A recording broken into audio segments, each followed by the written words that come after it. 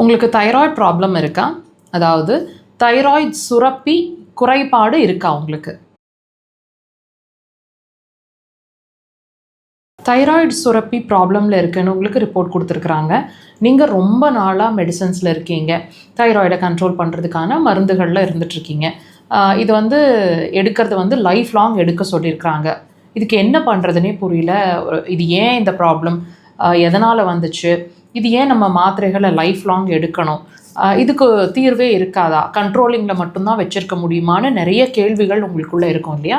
இந்த பதிவை முழுசாக பார்த்தீங்கன்னா ஏன் நம்ம கண்ட்ரோலில் வச்சுருக்கிறோம், எதனால் அந்த மாத்திரைகள் லைஃப் லாங் அப்படிங்கிறது எல்லாமே உங்களுக்கு புரிய வரும். இதுக்கான சொல்யூஷன் எங்கே இருக்குது அப்படிங்கிறதும் உங்களுக்கு புரிய வரும். முழுசாக இந்த பதிவை பாருங்கள். இப்போ இந்த நல்லா கவனிங்க, இது ஒரு குறைபாடுன்னு தான் சொல்கிறாங்க. அதாவது சுரப்பிகளில் ஏற்படக்கூடிய குறைபாடு, அதை அந்த சுரப்பிகளில் ஏற்படக்கூடிய குறைபாடை அந்த மருந்துகள் பூர்த்தி பண்ணிகிட்ருக்க ட்ரை பண்ணுது. புரியுதுங்களா? இப்போ தினசரி இப்போ எவ்ரி மூமெண்ட் எவ்ரி செகண்ட் அந்த சுரப்பிகள் அதோட வேலைகளை செஞ்சுட்டே தான் இருக்கணும். அந்த வேலைகள்லேருந்து அதோட செயல்திறன்லேருந்து அது குறையும் போது அப்போது ஹார்மோன்ஸ் அங்கே அதாவது குறைபாடோ அல்லது அதிகமான சுரப்பியோ இருக்கும்.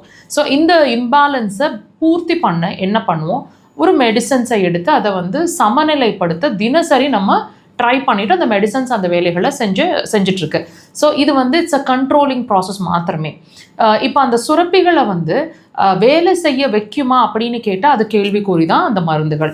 ஸோ இந்த சுரப்பிகளை பொறுத்த வரைக்கும், அதாவது தைராய்டு சுரப்பியை பொறுத்த வரைக்கும், even if it is hyper or hypo, இந்த ரெண்டு கண்டிஷனுமே அந்த தைராய்டை சுயமாக வேலை செய்ய வைக்கிறதுக்கான பாசிபிலிட்டிஸ் தான் நம்மளோட முழுமையான சிகிச்சையாக இருக்க முடியும். அதாவது கொஞ்ச நாளைக்கு முன்னாடி, அதாவது நீங்கள் தைராய்டு ப்ராப்ளமில் அஃபெக்ட் ஆகிறதுக்கு முன்னாடி வரைக்கும் அந்த தைராய்டை தானாக வேலை செஞ்சுட்டு இருந்தது தானே.